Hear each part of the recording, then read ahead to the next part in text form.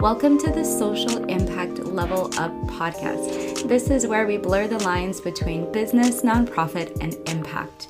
Social entrepreneurs in our community share their stories of how they are changing the world and building a legacy of health, wealth, happiness, and wellness.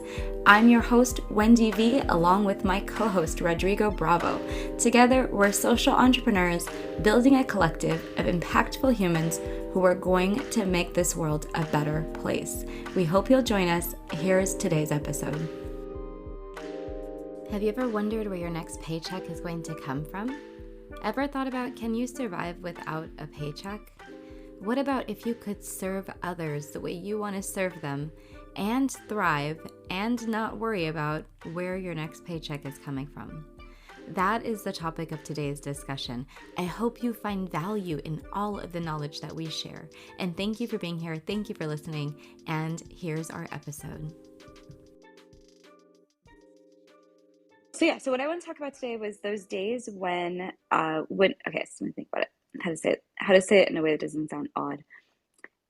When we are working in our business or on our business, but we're not actually receiving payment that day. And it's not that we're not going to get paid for the activities that we're doing. That's my whole life as a realtor.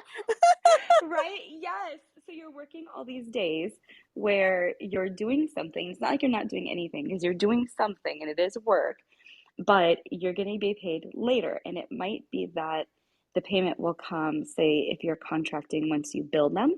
It might be like for you, once your deal that you're working on is closed and you receive your payment after that.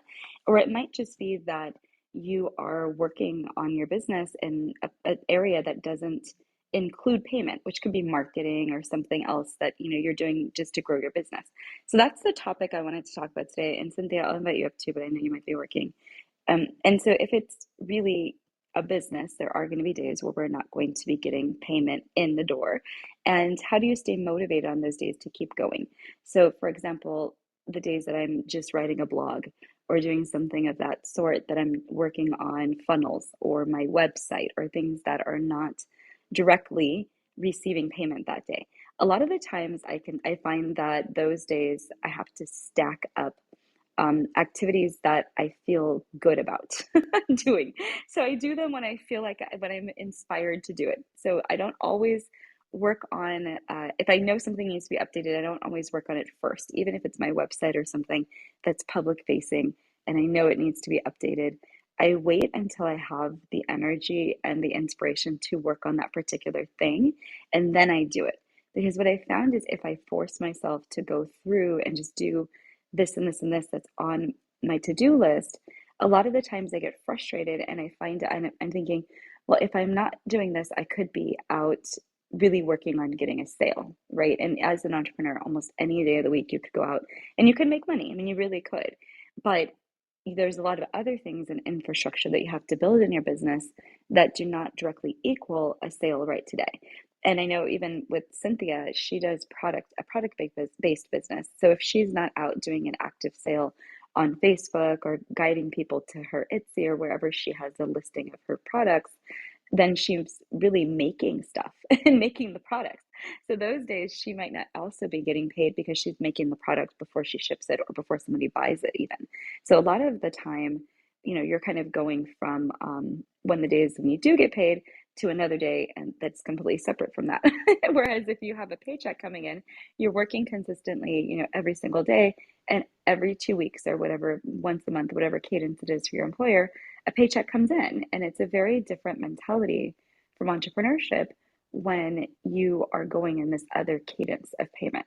So that was what I wanted to talk about today. So I'm curious to hear how your journey has been as a completely different industry for me. And I know about it, but I don't know the rhythm of the industry. So I'm curious what your experience has been. Yes, well, I understand what you're talking about when about the no payment and just doing the work, whether it be social media or not. Every day I do, because we are like an entrepreneur because we are running our own business. It's our own business. and everything we do does come out from our own pocket. I mean, we just hang our license somewhere and that's it. No one's going to fire me, no one's going to hire me, no one's going to give me my bonus but myself. So so we are entrepreneurs, and we have to build this business for ourselves, generate leads, generate friendships, relationships, all this stuff. So I think of it, and yeah, and sometimes and we do all this work without, we're doing this work in the hopes that we are going to get paid at the end of this transaction, if the transaction even closes, because they could back out last minute, the day of closing. But so every day I do something, but other than that, to build the business and just, to generate the pay, like I always think to myself, like, what am I doing today that's good for my business? So every day I say activity brings the business. So I think activity brings value, and activity will bring the money. So if I have to do something for my business every day, whether it's a social media post, talking to somebody, messaging somebody, building a relationship with someone, I look at it as that is time, because time is money, so I see it as doing something every day for my business, and it'll come eventually, and it always does. It'll pay off. Absolutely. One of the big things I was doing today was actually writing a proposal for a client, right? And so those are almost direct one-for-one days when you're working on those kinds of things, because you can see the money in front of you and you're like, okay, this is what I've calculated that this time that I'm committing to spend in the future is equal. And here's my proposal, and you kind of send it off. Those days in your head, you're really like, okay, I could see how this activity is going to directly equal money because it literally has money in front of me. I'm thinking about it as I'm doing the activity. But other days, like making a reel or spending hours where you're doing something that is more of an infrastructure, like I said, something planning or looking at your products and trying to create a product suite for a particular audience. Those kinds of things, they don't always directly equal money right that second, but they do build your capacity to bring more money into your business or your ability to attract more clients and to grow more followers or the other thing, whatever your goals are for your business as you're trying to grow it.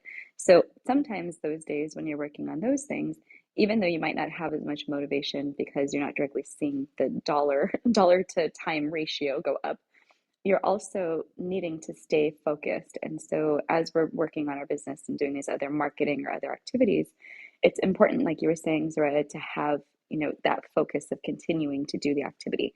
A lot of the time, we call it doing things that are inspired actions. And as you take those inspired actions, that's when you start seeing the results of your effort and you start seeing, money coming in the door. So I'm going to invite a couple of people to join us. Hey, Carmen. Hey, Miguel. We've been talking about the days when you're working on your business and you're not seeing money coming directly into you as a result of your day-to-day thing of whatever your business is. But as you're serving people and as you're building infrastructure and as you're doing other activities, you're still taking action, moving forward in your business, and also helping to bring money in via that energetic exchange of putting out effort. And so that's what we're talking about today. And hey, Carmen, it's good to see you. What are your thoughts? I absolutely agree about that because I know I do a lot of philanthropic work, not in the sense because I have money, but I have sometimes, or time, I don't know what I do.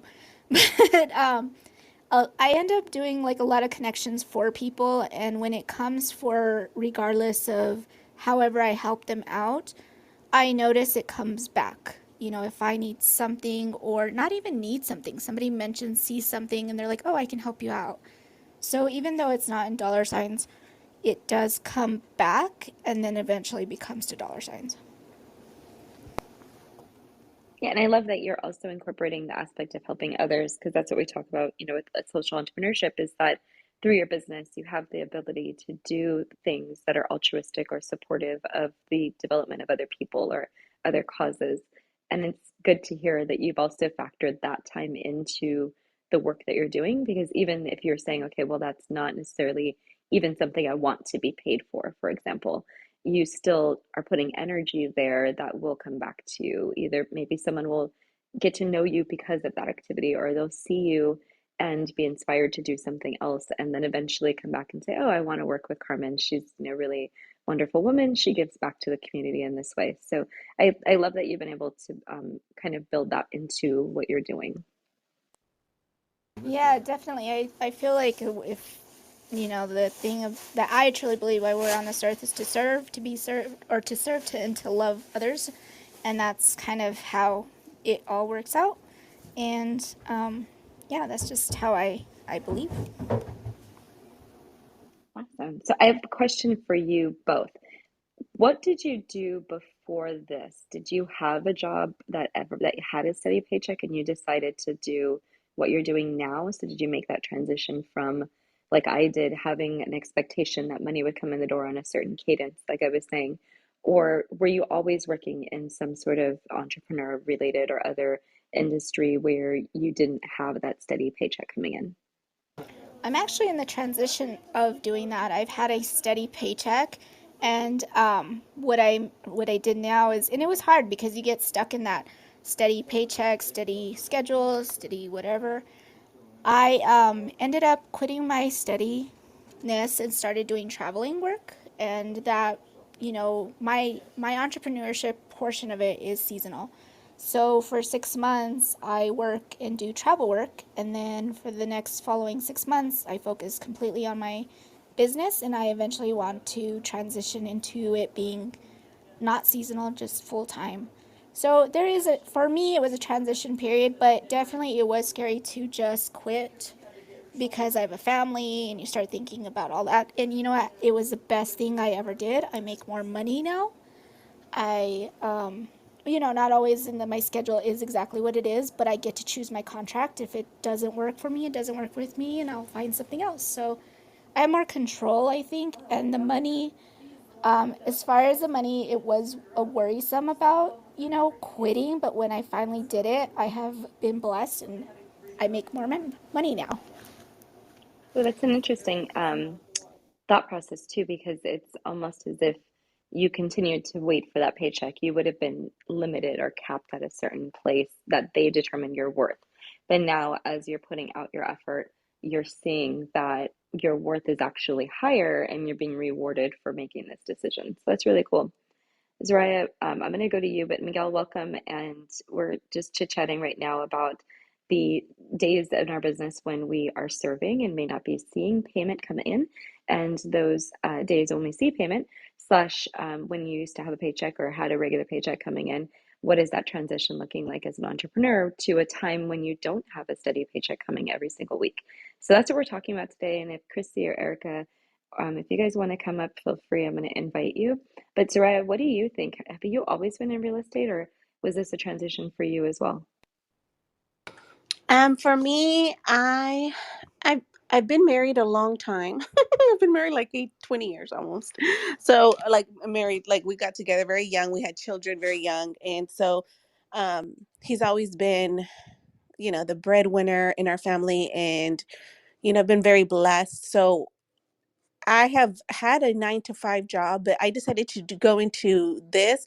I also worked in new construction and as a new home sales rep, but with my children and him working and not being able to pick up the kids and daycare and like the family end of it, like I had to be there. So um, I I quit that and went into real estate, where as a realtor I can do my own schedule, be my own boss and all of that. So that's why, but like if I feel like if I didn't have my husband, I would probably be hustling 24/7 more. I would be like, oh, really out there. But it is scary because, how, like, being an entrepreneur, you just don't know. Like, I'm blessed to have my husband that, I know that I'll have a paycheck on Friday from my husband with our account. But like, I understand when it is super scary, not because you could go without, in any, as an entrepreneur, you can go from making 500 a week to 5,000 a week. You can go from making phone calls to no phone calls. You can go from, being booked to not being booked. So it's scary, but I feel like that's just the entrepreneurial life. you know that's a little bit about me. Thank you. Yeah, and That is cool to think you still are safe in your lifestyle with a husband. Yeah, I do not have a husband, so very much the opposite of like, oop, it's me. Okay, if I'm gonna do this, I'm really gonna be committed to doing this. I gotta make Yeah, it work. yeah, exactly. So I that's what I mean. Like if I didn't have my husband, I think I would be like I am 100% in. I love this business and I work almost all the time, 24/7 still. But like I can't afford to be like, okay, well, sorry, I can't work with you. You know, I can't afford to be like, no, I'm not gonna discount my commission. Sorry, you know what I mean? Because I know we have funds, but if I, you know what I mean? Like it's hard being an entrepreneur. It really is. And I think that's why a lot of people don't continue with it. But it's rewarding, and all the things that Carmen was talking about, some of the things that you were talking about as well, make it worth the ability to, not have a paycheck but still survive, right? So you're still trying to figure that out. So Miguel, what's coming up for you in this discussion? Miguel, are you there? You might be busy. Oh, there you Yes, are. I'm here. I'm here. I'm trying to unquit. Hey, how are you? Hey, I'm not an entrepreneur. That's for sure. I've always been the type to have like two or three jobs, so I always have money coming in. Um, but the friends that I do have that do entrepreneurial work, what they do is they'll have like a regular 9 to 5, and they'll do their business on their own time, and they depend on mostly like to pay the bills with the regular stuff, and they'll just keep on reinvesting the money that they make in their business back into the business. That way they keep it separate. Um, I just think that it's, unless you have like something surefire or something that you love, I find it very hard to that you're gonna take that type of risk at this stage of the game. I mean, I find that most women, they're braver than men anyway. They go through more stuff anyway. But the way I look at it, especially in this day and age that everybody can do whatever they want or be whatever they want, they always, I think it's better to have that you're straddling the fence instead of just standing on one spot. At least that's my opinion, because everybody that I know that's doing their own stuff, they have like a job in something else. They're working in something else, even though they're doing their own thing. And it's just an extra revenue stream. Something that they can count on when what you want to do isn't paying off exactly at that moment. Not that it's not going to, it's just might take longer than you expected. And one of the things you said and what you were talking about is a lot of people do fund their business by bootstrapping from their other jobs. And I completely agree with that. I did that for a while. I think at some point your business won't grow past a certain level unless you have more time to put more energy into it. So that's where I think, like even with Carmen, what you were talking about earlier, when you make the decision to fully leave another job, another source of income in order to do your business 110%, it does take a good bit of transition mentally as well as, with whatever your budget or your financial situation might be, because you know that there is going to be this unsteadiness, but also that you won't have that ability to use this other income to invest in your business. So your business not only has to take care of itself, but then it also has to take care of you, which is a totally different level of commitment. And I think for me, as I made that decision, it was because the other job just decided to go away, right? So it was either that I could make the business work and do this, which I really love, or go back and find something that was not satisfying to me. And if I had to do that, I really would make the same decision, which is to spend all my time doing this and still have the uncertainty. Because in the end, I'm happier, I'm healthier, I get more control over my time.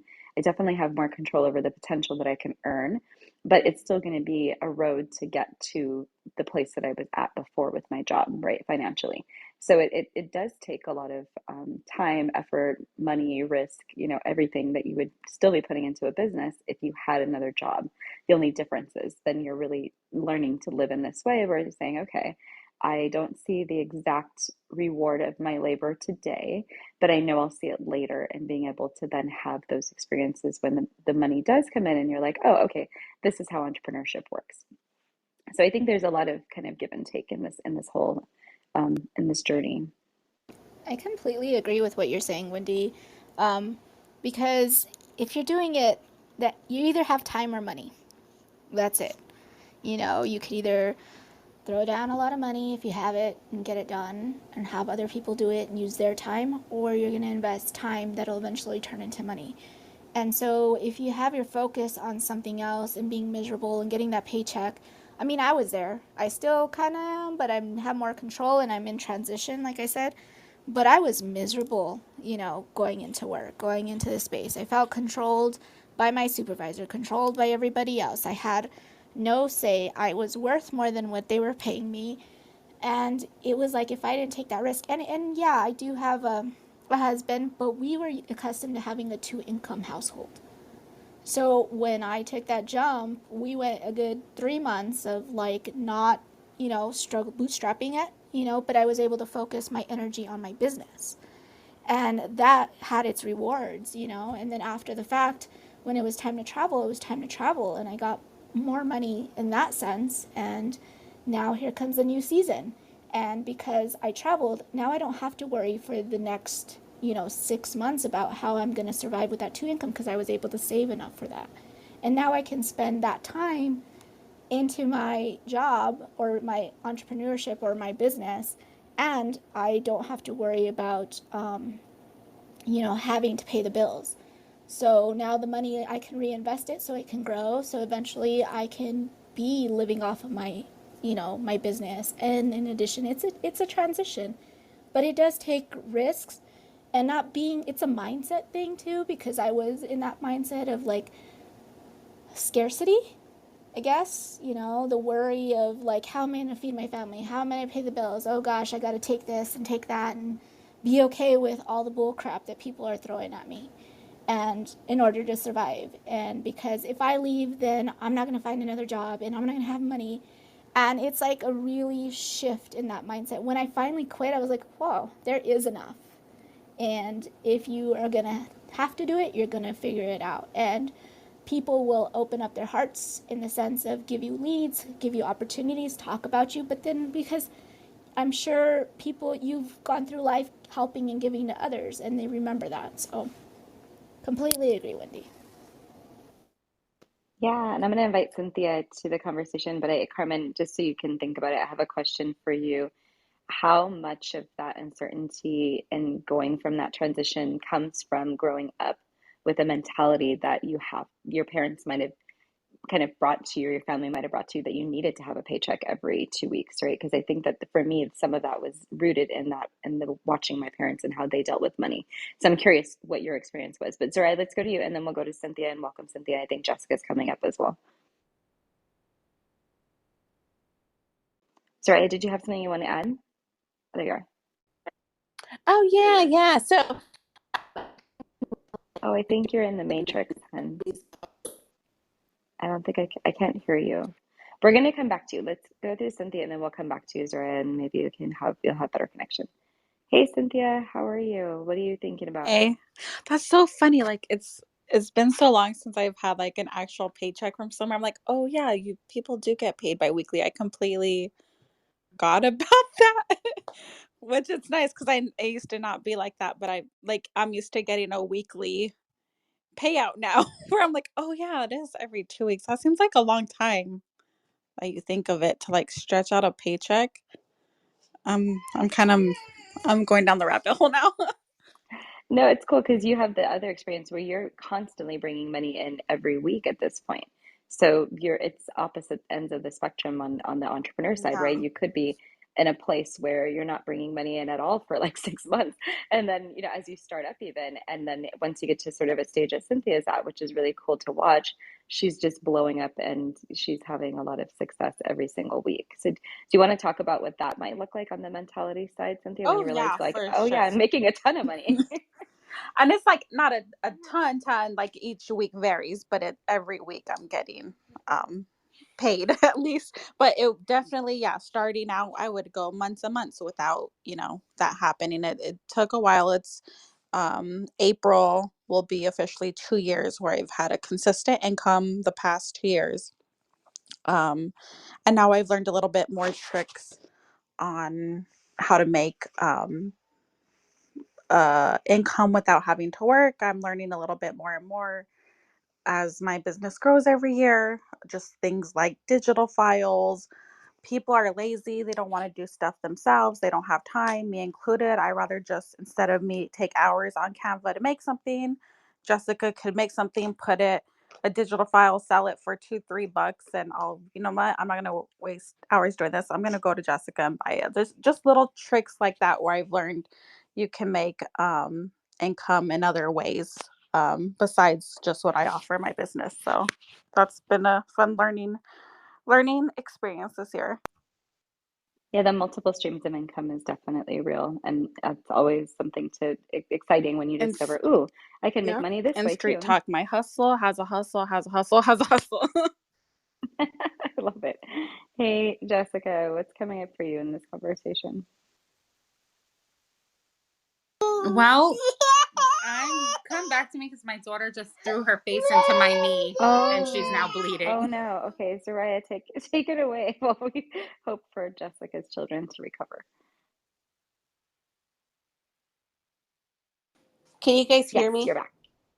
Okay. Yeah, I was just going to say, I know Miguel mentioned that he has multiple jobs and like his friends will have something on the side, and I guess I was just thinking like that's another good thing, and to have multiple streams of income. And I know now with this whole pandemic, I think a lot of people switched to that, you know what I mean, like not be dependent only on your job and have something, some entrepreneurial work that you do, a skill, that you can count on as well, because I feel like that's a good thing to have, have multiple streams of income is everything.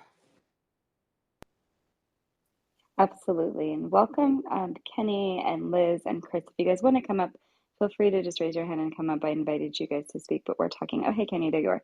We're talking about those days in your business when you are serving and you may not be seeing payment, and then the days when you had or may have still a steady income coming in from another income source, and what that transition might look like as an entrepreneur to just kind of going into the land of paying yourself. So a lot of different topics here in this conversation. So, Kenny, welcome. I know you've been here for just a little bit listening to what we're talking about. We've gone all over the place in terms of people's experience. I'm just wondering, what is your experience? Um, Honestly, I went from a 9 to 5 to being a server at a restaurant to basically working for myself um, through Uber and Lyft. Have to say, greatest decision ever. Um, it was cool to break away from the whole 9 to 5 aspect, um, due to what it does to, I would say, your everyday life. I feel like with 9 to 5, you're tied down. Um, Especially somebody like me who has a stomach disease that can become terminal at any point in time. That can flare up at any point in time without me knowing, and having to sit there and, my stomach disease is something that I'm really private about. I don't like to tell anybody, and it's hard when you're getting a 9 to 5 because you don't want to say, well, yeah, I have a stomach disease, because then, like, you don't know what's going through the employer's head at that time, you know, because my stomach disease can be seen as a disability. So instead of, dealing with all of that, I decided, like I said, I love the transportation business. It gave me the opportunity to start my own transportation business. I don't have to answer to nobody. At first, yes, it was kind of discouraging because you're just sitting there thinking to yourself, dang, I don't have a steady income coming in. Like, I really have to go out there at this point I have to go out there and get it. But if it was easy, we'd all be able to do it. But I definitely am glad I went the route that I did. I don't have to worry about, like I said, it's benefited me in my personal life to great extents, honestly. So yeah, that's pretty much me.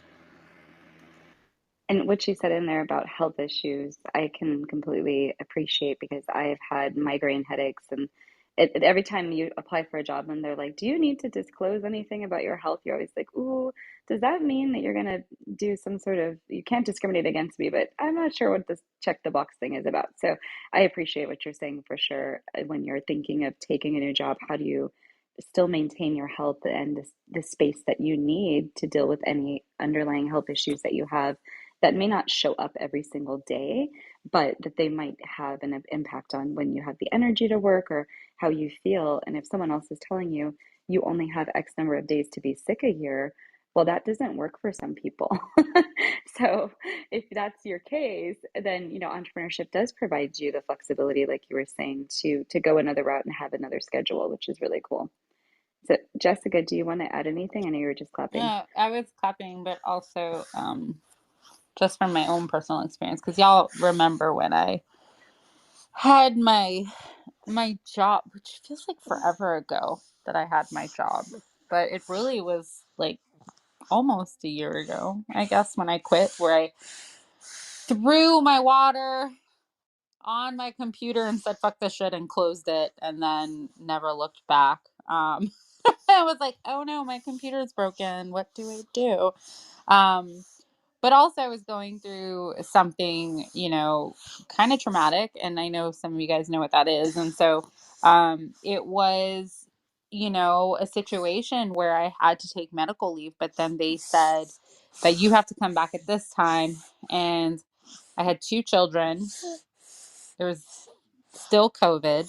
I wasn't comfortable with putting them in daycare, and I also was grieving, and there was a lot of stuff going on. And there really was no reason for me to go into the office because my boss didn't even live in the same state. Um, and I realized at that moment, like, I spoke with my husband, I was like, I can't do this. Like, I can't be a good mom, and I can't be a good employee. Because being a good employee means sacrificing my children, and being a good mom means sacrificing showing up fully in this position, because I was home with them, and they needed me. And then I was also in a space where they, you know, they were very demanding. But then also, there was that comfort of that weekly paycheck. The thing is with entrepreneurship is, like, you don't see money consistently. And this is obviously something we've talked about on a regular basis. You can get like large lump sums, you can get small increments. It's, it really is dependent on, what the service is or what you have to offer. And a lot of times we're in these spaces, I think we're seeing um, a lot of what, like, the 10-year journey, we're seeing them having gone through, like, we're seeing the end result of having gone through all that crap, because nobody starts a business unless you're a Kardashian. Nobody starts a business and, like, gets it up and running that way. Like, you have to work. It's the art of the, I guess, quote unquote, hustle. um but then also too, you know you talk about serving versus paycheck, and I realize that in some ways, me just being present on Clubhouse is like a way of me serving, right? I'm starting a conversation around certain things that I'm passionate about, and therefore it turned into a business. I will say that being on Clubhouse has definitely allowed me to weed out, like, and find my niche. And I realize the majority of those people aren't in, like, groups like the Mom Link and stuff like that, and that's okay. um but I started facilitating conversations, and that's my way of serving. And a lot of those people, because I've built trust with them, they've invested in me. And that's exactly what happened last night. Cynthia told me to get a Facebook group, and I did. And I'm starting to do weekly Oracle pulls. And now, because I did that Oracle pull, she wanted a personal pull, which turned into like a full-on service that I offer. So she booked like, a service, and I was really grateful. Like, had I not done that, had I not like I charge quite a bit for my readings, but for my VIP group, I do Tuesdays, and you can do a single card pull for $11. I've been doing it on here too, but I do it now. I'm just going to be doing it specifically for my VIP group. That act of service, even though it was like a small payment, right? I was able to gain a full-on client. And I think that sometimes, you know, we don't we don't have to. I think Tasha said this, and I'll kind of wrap up with saying this. Tasha a while back said, like, sometimes our payments aren't necessarily like getting paid our worth doesn't necessarily mean like an expensive price. Sometimes it could be, do you walk away feeling resentful? And she said it so much better. Or do you walk away feeling like, okay, I feel comfortable with this price? And I realized doing the single card pulls, I feel comfortable only charging like $12 for it, because it's single card pull, takes 2 minutes, and I'm not depleted. And so I realized that that's leaving opportunity. That act of service is leaving opportunity for me to gain bigger clients. Sorry I was long-winded. I hope that helped. No, it's great. I love that you said there's an appropriate price point for the engagement that you're doing with different products or different people, different ways you're bringing them into your community or people that you're working with in your community. And as you're doing that, you're seeing the results where others, they're converting over into another type of service.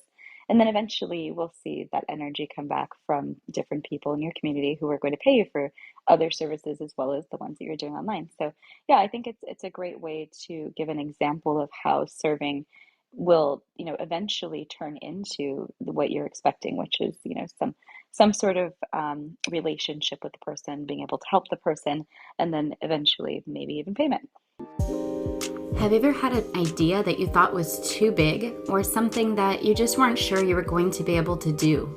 Maybe your idea seems like it's not that important right now, you don't want to pursue it, or you just don't have time. A lot of the things that we have as barriers in our brain are the things holding us back from making big ideas happen. I'm Wendy V, and I have an accelerator for you. The Idea to Action Accelerator is guaranteed to level up your impact instantly. I teach you how to go from 0 to 60 in just 5 days. We go over mindset barriers, all of the things that are holding you back from funneling your ideas into action. We are going to spend 5 days working on your biggest ideas. We'll prioritize, we'll plan, and we'll make sure that you have the tools you need to be successful at launching your idea into the world. Whether that's a service, product, program, nonprofit, or business, it does not matter. This process works for all of those things. I hope you'll join me for this live 5-day accelerator. Can't wait to share this process with you. To get into the next accelerator, you need to go over to my website, join my email list, and also you can register directly on my website via the show notes, and you will be in the next accelerator cohort. Can't wait to see you there. We want to make sure that your big ideas happen, and they happen soon.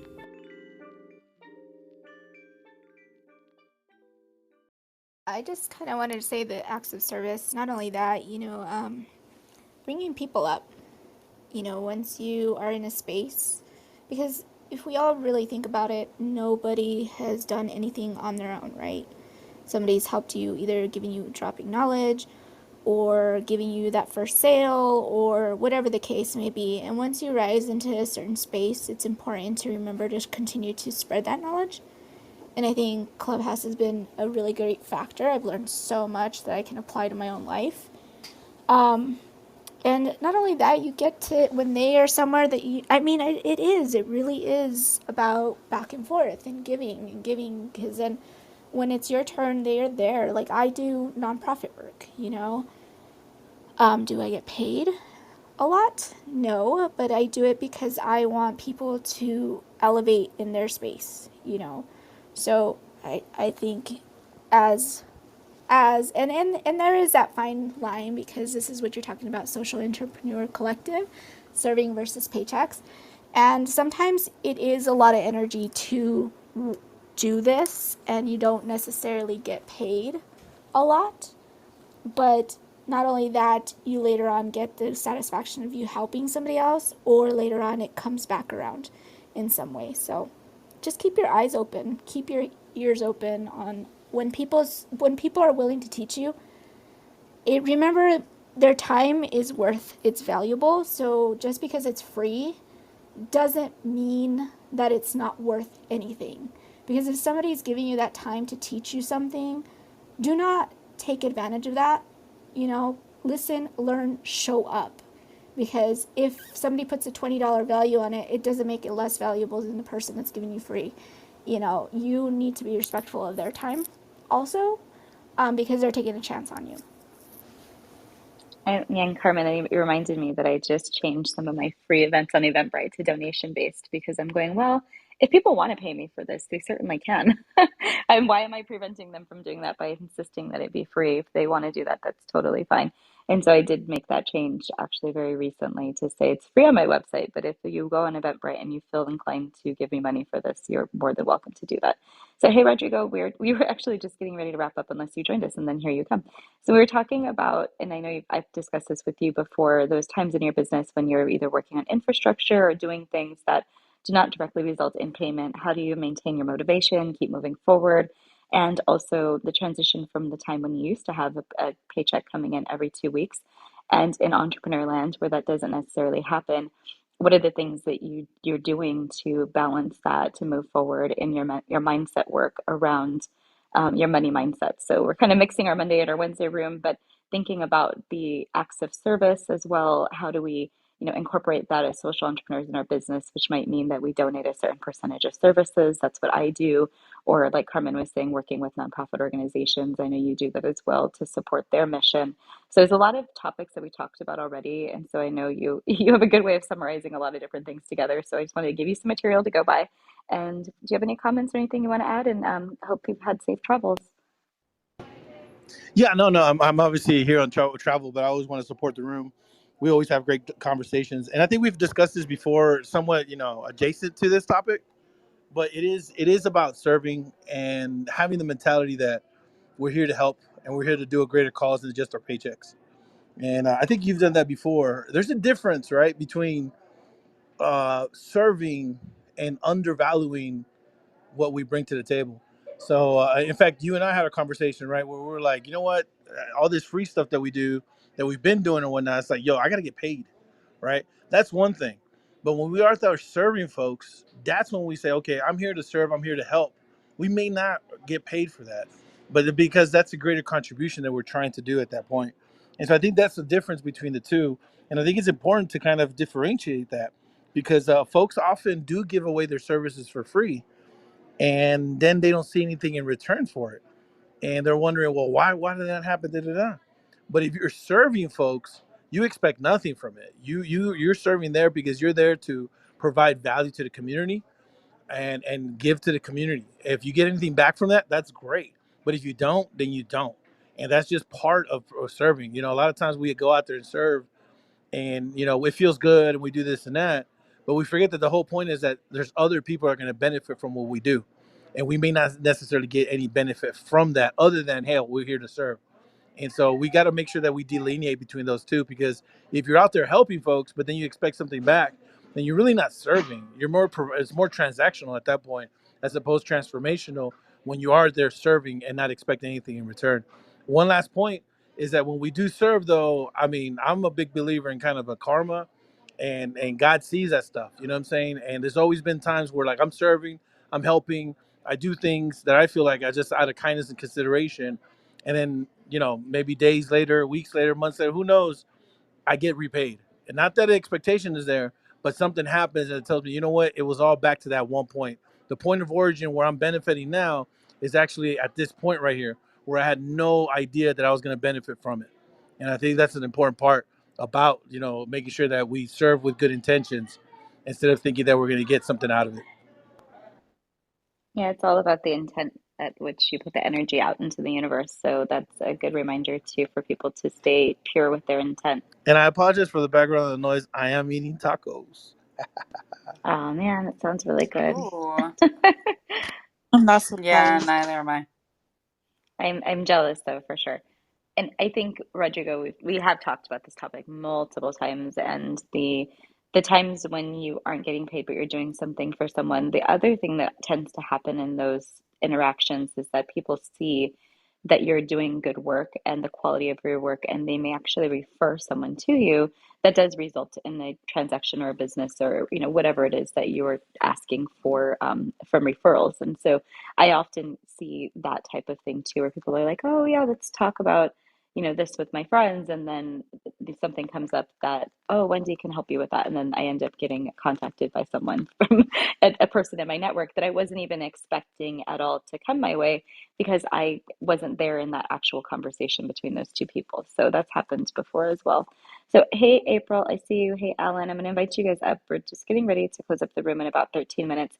We've been talking about as social entrepreneurs serving, and when you are not serving, but you're building your business or you're working on activities in your business that don't result in a dollar coming in that day, how you deal with that and what issues might come up for you in the transition from having a steady paycheck to social entrepreneurship, where you might be doing something for, the cause.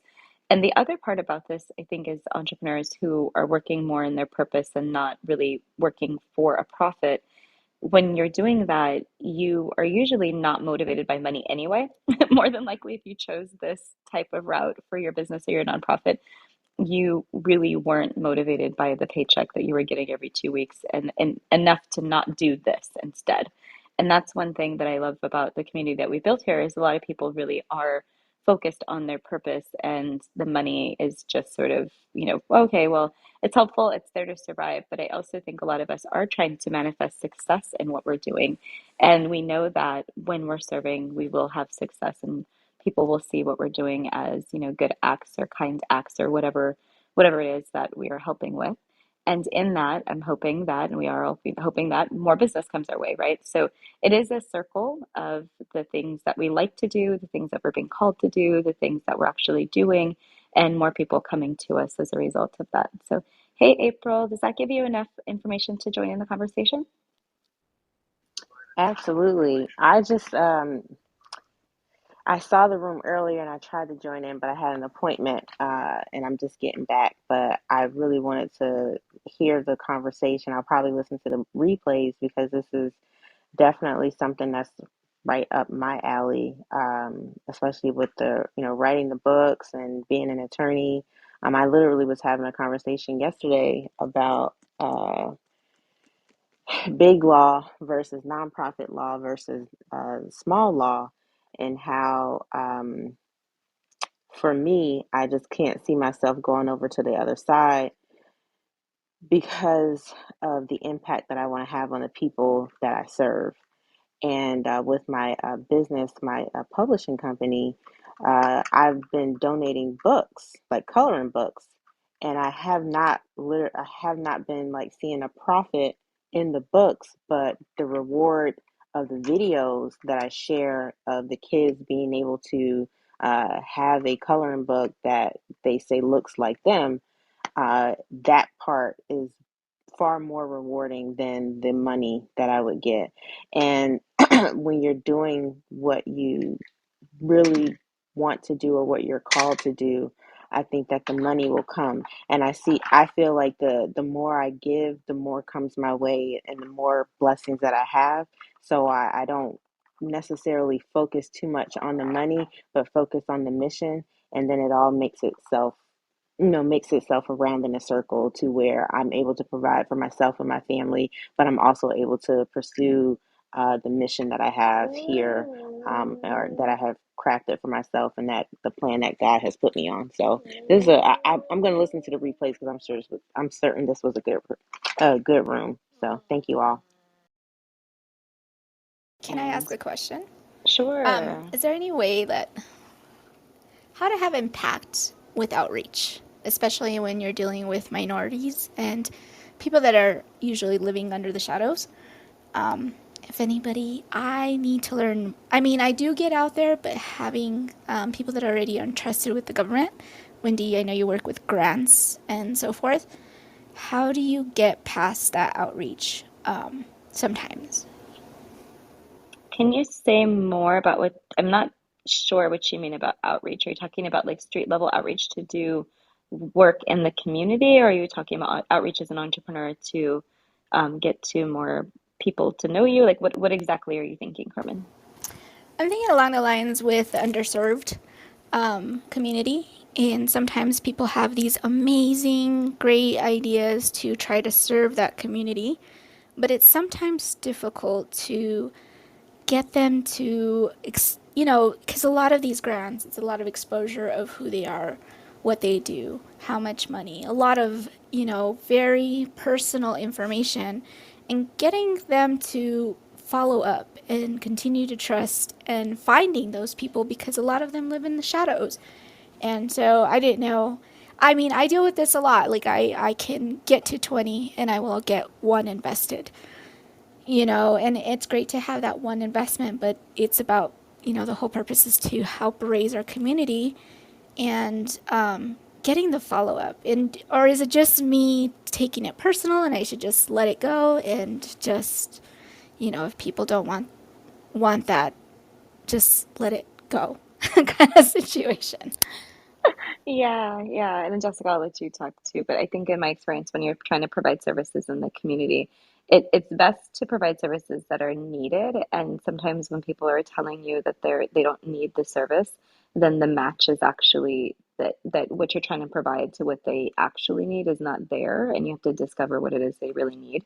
So that's one possibility. And another possibility is that you're not the right broker, right? So sometimes different groups really resonate with the broker that's from that group or from that community. And so if you are the person coming to them and they're not resonating with you, it could be that you are not a representative of that community, but you need to partner with somebody who is.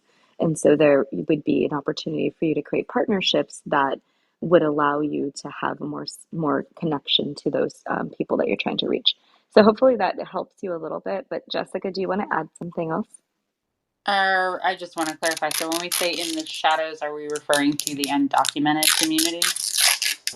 Yes, undocumented community is where I struggle the Okay. most, because it is very difficult. Like, it's this overall untrust, and you want to get them help because, even though you may say they don't need it, but it's like they do need it. But nothing is free, and what I say by nothing is free, the information, you know, So and I'll say this, Carmen, because and I would say most of you know this, and it's not something me and my husband hide. My husband he's not documented, um, and a lot of what they have to do um, is through my brother-in-law, but even in that mindset, a lot of times when they do work with other individuals, that's other individuals who are undocumented as well. And part of that is because there is a system. So I totally agree with Wendy that if you are trying to help an individual, it's more about building partnership than actually trying to help the individual directly. Because even in some of that space, there are times where my husband says, I don't understand. And I don't take it offensively because I'm not living undocumented in America, right? And so there is the mindset that nothing comes for free. Part of that is trauma and part of that is reality. And so there are certain things that my husband and I put in place because of the circumstance. So I would say that the biggest thing that you can do is build partnerships because like I'm always going to be an outsider to that community and as are you. Like that's just the reality of what it is. And even though you're trying to help, you also have to understand that for them, it's not just putting their name on a piece of paper. it's also giving away the security of their situation. And so it's better to be unknown and not worry about that than to actually take that risk. So I would say, yeah, Wendy, I agree with you 1,000% on building partnerships rather than being the actual direct individual. Yeah, I really think it resonates in the fact of like, I have to find a different way, a different program.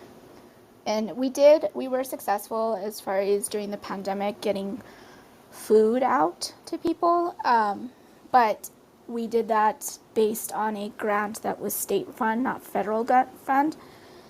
And so that being said, it was not having to take any information. It was more of creating that partnership and people showing up. So I think I'm having difficulty because I am dealing with federal, not state, and that totally changes the situation because we have seen like Con Alma, it's been successful in different ways. Like we had women come into the kitchen and start building their business, that were undocumented. But that didn't take having to fill out federal information. So yeah, I think it is. And then also when we were doing the food from the pandemic, we were actually getting the money and going out to grocery stores, purchasing food. And we were doing it like a meal. Like if we were going to do, let's say, enchiladas, we would have that package for that day so that they could have food already, like a recipe, the food that they were going to make. And it wasn't canned food, it was fresh food. But again, I'm now with this grant that I'm working with, it is a federal. It's under BIPOC federal grant, and it's a little bit difficult because it is very intrusive. So I think it is the program, like how Wendy was saying, was like you need to find what the service is versus, yeah, it's hard on the federal level instead of the state level. I think all of them are hard carbon because I've worked with federal, local, and state, and I think and the money that's flown from the federal government to the other levels as well.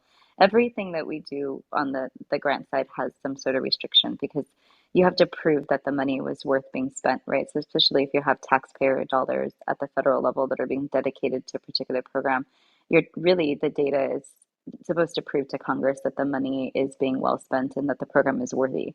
So when you see the data being required from the federal government, it's not necessarily required just because they, want to be jerks, so they want to be intrusive, but more so because they want to make sure that this money is actually being spent correctly the way it's supposed to be locally. And then when they go to report their outcomes to Congress, they can justify having money for this particular service in the government's budget every year, right? So there's always a purpose to it. So sometimes you have to look at the purpose, like the intent of what the data collection is, and see if there's a way that you can still provide them the value that they want without being intrusive. So sometimes it's that, a lot of counts are butts in a seat, quite honestly. There's not really a lot of transformative counting at the federal level. So is there a way for you to get the butts in a seat information without really intruding in people's privacy? So it just depends on what the data points are. But if you want to book a one-on-one with me, you're more than welcome to, and I can look at the actual measures and give you a more proper opinion of what's going on. Thank you for joining us for another episode of the Social Impact Level Up podcast. From me, Wendy V, and my co-host Rodrigo Bravo, we sincerely appreciate your follows, your likes, your subscribes, and your shares. Make sure that you're reaching out to us on social media. We'd love to hear from you. Have a wonderful day, and remember, keep changing the world.